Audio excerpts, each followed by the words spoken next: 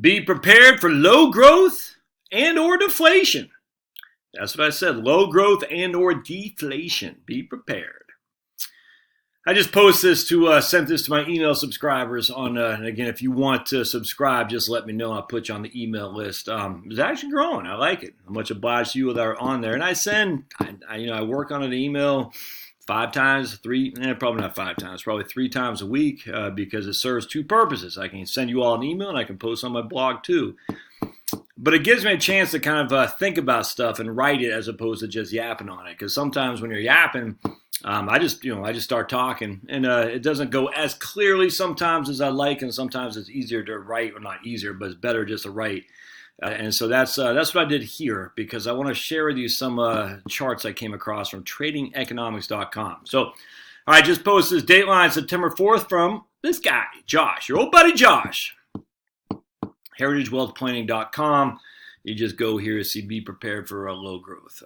In fact, if you go on the website and you see an ad or 2 up there, click it. I have no idea how much it pays, but it pays something, so click on the ad, see what they're talking about. All right, so and speaking along those lines, I did a post on that retirement calculator the other day. I said, this is the best retirement calculator I've seen, and the guy emailed the guy, say, hey, we'd love to do a podcast with you. He's saying, I'm not sure if I want to be on camera. I said, no, dude, we don't do it on camera, just all audio.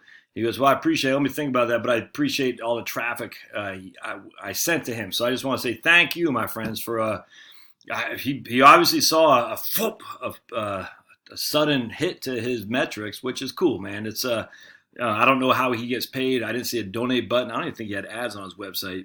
Either way, anytime we can help people who are doing good stuff by clicking on their website, and if they have ads, click on the ads, it's helpful, man. I'm telling you, because a lot of these guys do it for labor of love, but if they can get paid doing it as well, and maybe they get paid enough in which they can quit their old crappy old job and do stuff like this, is good. And stay tuned here too. If just after this, I'm going to show you this new Social Security calculator I'm going to show you about, which I'll put on my website. It's actually there now. A guy named Joseph. I can't remember if he told me I could say his name. I'll email him, but he sent that to me, which is flipping awesome. All right. So let's look at some charts comparing Japan to the U.S. Maybe there's something we can extrapolate to figure out what might be in store for us here in the good old U.S. of A. Let's start from this, from tradingeconomics.com, about Japan's GDP growth rate over the last 40 years. This tradingeconomics.com is insane. I love it. I cannot tell you how much I love that website. Oh, no. Just another website I can get caught. I mean, literally.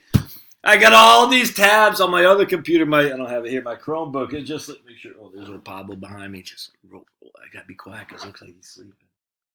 Oh, he's looking at me saying, "Dad, why are you such a nut?" Anyway, trading economics, man. It's just there's so much stuff out there you can just get lost in. I don't know how people work full time and do this stuff because I'm just like going down these rabbit trails, and I'm like, oh wait, where am I? Anyway, so let's trading economics, freaking awesome. It's one of my favorite sites, and I'm sure I'll forget it tomorrow. All right. Anyway, so let's go into this. Actually, let me close that real quick. There we go.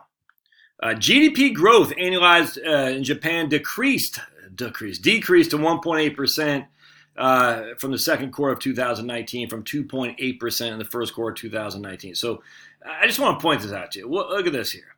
All right, so this is the GDP of Japan going back to 1981. And you can see here is 0 right here. So anything above that is growth. Anything below that is recession or deflation, however you want to look at it, depression even. But anyway, so we got deflation. Not much in that first 10 years or so. Massive growth. I mean, look at that. We're talking, that's probably 5% growth GDP. Not much debt does Japan have. A few times of quarterly recessions, and I don't want to say recession because recession is really 2 quarters consecutive, but still negative growth, we can say, but tons of positive growth. Here comes 1991 when everyone was singing the Japanese economic model, and then boom, up, boom, up, boom, up, boom, boom, boom, boom, boom, boom, boom, boom, boom. Look at that, just nuts. Look at all these, boom. A little bit here, a little bit there, a little bit. This would be called a dead cat bounce, by the way. So it's going up, then it drops, and then dead cat bounce, and then boom, look at that. And here, I'm reading that book, The Holy Grail of Macroeconomics. I don't have it here. And the guy wrote it, right here, he published it right here saying it looks like the Japanese authorities finally got it squared away. And then look at that, just getting crushed. Then up and then down again. And we're talking 5% quarterly decline in growth. I mean, that's a big flipping deal. Look at that. I mean, so they didn't get it squared away. I mean, it looked like here from 2002 to 2009 when the guy Richard Koo wrote the book and he was singing their praises, looked like they're onto something. Oh, these sparkling ices, I love them. They got aspartame, which is a good thing to eat if you're low carb, by the way. And this is ginger lime. Oh, man, these things are good. If you ever go public, I'm buying these guys. Anyway, and then you see, look at that. That's probably recession right there because that's probably 2 quarters. And I mean, just, it's been nuts. It's nuts. Look at that. So notice in the 1980s, a few quarters was negative, but mostly the growth rate was extraordinary. Then came the 90s and just, you can see all that. It's crazy. Through it all, one thing remained constant, Japanese inflation rate. Watch this. So again, from 1990s right here, I mean, this is when they were taking off like a bat out of hell, and then it just fell. Look at that. That's their inflation rate. Negative inflation, negative inflation. Again, that would be deflation. Negative inflation is deflation. And just 0% on their inflation rate. Look at that. And I'm going to share with you why inflation is not inherently tied to debt. Because look at that. Low inflation, deflation even right there. And that's when Richard Koo was saying that they looked like they're finally getting squared away, but they never had, other than this run up here, and then right here, they've never had much of inflation at all. It's basically zero. From 1993 on, nothing. No inflation to speak of at all, no matter what the government or the Bank of Japan did, and that's monetary and fiscal. So you got fiscal stimulus, monetary stimulus, and nothing worked. It was nearly 0% inflation year over year. This is crazy because no textbook would ever predict that. I'm just telling you, there was not one guy out there, and again, guy is gender neutral, but not one guy ever said this is what will happen based on. No one ever predicted that. All the econometrics, data mining, modeling, none of it mattered. Not one economist would have predicted that Japan for nearly 30 years would sustain such low inflation given the amount of debt that has accumulated. Let's look around the world, shall we? Economies around the world. And the first thing I want to point out, this red, I guess a dark pink, debt to GDP. I mean, when I was reading the Richard Koo book, the debt to GDP of Japan was 190. Now it's 238%. Debt to GDP. Look at that. Here's the U.S., by the way, 106. That's debt to GDP. Second, go left a little bit, and you're going to see here is their growth right there, 1.2% year over year. Now, if we go down, their interest rates is negative 10 basis points. I say 10, I said 50. So negative 10 basis points. Then you got inflation at 0.5 of 1%, jobless rates at 2.2%. I mean, it's insane. And they even have a current account surplus. Look at that, though. They got 126 million people. They're the 4th largest economy. Just negative, I mean, not much of a growth rate. Inflation is 0.5 of 1%. The interest rates are in the negative territory. Unemployment is incredibly low. And yet, I mean, it's insane to me. And high debt to GDP. I got a typo there. And lastly, notice the inflation jobless rates that we talked about. It isn't supposed to work this way. So how does the U.S. compare? Well, here's the U.S. growth rate. There goes the mailman. And what you can see if I keep wanting to call him Stout because my old dog could look just like him, but it was not the same type as named Stout, but it's Pablo. All right, so here we got growth rate in the 50s and 60s, tons of growth, and here's again 0. But you see negative growth, negative growth, negative growth, negative growth, negative growth. You can see all that, and yet we had 5. I mean, this is like Japan at the 8. So here's the U.S. right here. All right, that's like the U.S. from basically 1950 to basically 1970 is like Japan was right there from 1980 to 1982. It's the exact same thing. High highs and low lows, but a lot more high highs and low lows. And then we're starting to settle in. Now we do have more people coming to this country than Japan does through births and immigration. But then you can see here's a 1990s, probably that, and that might be 94. That's probably 1991. Then you got here 2001 and 2. Then you got 2008, and A little bit there, a little bit there, a little bit there, and maybe or not something here. But I mean, growth rate is moderate, without low to moderate. Well, as you can tell from the above, our yo-yo economy has been subdued over the last 30 years. And of course, inflation has followed suit. Low inflation, moderately low growth. We've had some years with growth in any quarter is over 5%. And we've had some years with growth in any quarter is negative, but a whole lot less variance than what used to be. That's for sure. Exactly. So look at that. Huge variance, huge yo-yos, and then just moderates. And just if you go back to Japan, huge, and then it just moderates to some degree. And not quite the same, but you know, I mean, it's never going to be the exact, but still there's something to be said about that. And here's our inflation rate. High, low, high, low, high, low, high, low, and then just flat, about 2.5%. So right about now, our inflation rate is 1.8. So let's go back to this thing right here around the world. So here's our GDP, 2.3. Here's our interest rates at 2.25. Here's our inflation rate at 1.8%. Our jobless rate is 3.7. Our debt to GDP is 106. We have a negative current account. But anyway, at the end of the day, look, of all the strongest economies, Canada, I wouldn't even say really Italy, but we'll use them. I mean, of all the normal economies, we are the highest. China is only 4.25. We are 2.25. So India is 5.4. Brazil is 6. But who are you going to invest with, man? You're going to invest with the US of A, and that's going to keep our dollar strong and our interest rates down. It's just going to happen. Our growth isn't high, but it's bigger than any other economy except for India and China, and we're dwarfing all these guys by far. Germany, here's a Eurozone as a whole, 1.1, and we're doubling that. Our interest rates in the Eurozone are 0, literally 0. Inflation in the Eurozone is 1. Debt to GDP in the Eurozone is 85.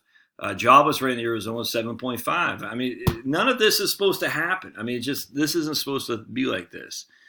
All right, so U.S. growth rate, and yeah, here we go. Here's the U.S. growth rate. We were talking about that. So let's go down here. All right, how about other economic data? Oh yeah, let's look at the Nikkei. So Nikkei, this is Japanese stock market. The Nikkei from 2004 is at 8,000. It went to 18,000. Then went down to 8,000. Flatlined, and then it's gone up by about 300% roughly, give or take. So 300% increase in Nikkei since 2012. And then we look at the S&P 500. Since 2009 has gone up from 750 to 3,000. So basically that's a 400% increase in the Nikkei and the S&P relative to the Nikkei. So that's happening with low growth, low inflation, and yet it's happening. I mean, is it because this sell-off is so, I don't know. I don't know what to make of that, but that has happened. The question is, will it continue to happen? I don't know. I don't know. Japan, okay. And like Japan, we also have an aging population. Automation will affect us all. How? No one knows, but it will be disruptive indeed. Interestingly, though, is that the average household, Japanese household, has kept its debt level in check to some degree over the last 25 years. And here's a Japanese household to debt level. And look, and I mean, basically, here's the, you can see right here, 60% of their household to GDP debt. And what happened is during the 80s and 90s, it just took off like a bat out of hell. And then they started paying it off. It flattened. Now it's dropped. Now, I think this has something to do. I think they finally, look, they had no debt here, basically. And I forgot this number on this axis. I can't remember. I think it's percent of their, how much the debt they have, percentage their per capita income, GDP. So 60%, off the top of my head, I can't remember. But anyway, what you see is they're taking on debt, it crunches them. Flatlines, they don't take on any more debt, and then they start paying it off. Is this a sign of it going to start taking more debt or not? I don't know, but you had a big sign there, and they went right back down. I think that's what's going to happen here in the U.S. Notice that the Japanese household to debt flattened, shrunk, and leveled off from the 1990s to today. Could that and that alone be the cause of the Japanese low growth, low inflation, low interest rate, and low joblessness? Maybe, but let's just say that in the U.S., with our insanely high debts to attend college and buy houses, people simply stop borrowing, instead pay down what they owe. I mean, this is what happened in Japan. They stopped borrowing, so they had to flush out the borrowing, then they started paying down what they owed. What will happen then? Hard to see growth like scenario like the 1950s and 1960s when we were just starting our level of debt consumption, which is exactly what happened here in Japan, starting their love of debt consumption about 20 years after us. I think that ship has sailed, and the Americans are starting to realize that taking on enormous amounts of debt is not a path to prosperity, but rather one to indentured servitude. Most people don't want that. And so my prediction is that the U.S. economy will be more like Japan going forward, which means you need to throw away your economic textbooks and figure out how to prepare for a low inflationary/deflationary economy. I'm going to be thinking a lot about this. And actually, I'd ask you guys too to think about this and what you suggest, because I think we're going into this like Japan. And I primarily put it right here. People recognize the fallacy of taking on huge amounts of debt for education. I think people are starting to realize, I hope, the fallacy of taking huge amounts of debt for homes, especially when their debt to incomes are so high to begin with. A lot of these people can't even afford them. And so I could easily see our economy being just like the Japanese, which is, this is their inflation, low inflation. We're talking zero inflation for the last 20 years. With very low growth. We're talking, like 1% or something like that. And if so, how do you invest for that? I don't know. It'll be interesting. But I want to give you some Japanese economic news headlines. Japan's jobless rates falls to 26-year low. That would normally say inflation. I'm not seeing it. Right here. Japan jobless rate falls to 26-year low. Japan inflation rates slows to 4-month low. Japan trade deficit widens, which again should be inflationary. And BOJ, Bank of Japan, holds rates, commits to keep ultra low rates. Again, Japan inflation rate unchanged, jobless rates fall, trade surplus shrinks as exports fall further. Trade deficit widens, jobless rate inches lower. So I mean, I don't know what to make of this, but it's interesting to me, and I think. The one thing you don't want to have, you don't have a lot of debt in a deflationary or a low growth economy. You don't. Debt in an inflationary economy is one thing. I still don't like it, but I can make the case easily that the value of the amount of money you owe to the bank is being declined each and every day because of inflation. But debt in a deflationary economy, not like it. Anyway, I'd like to hear what you think. All right, we'll see you next time.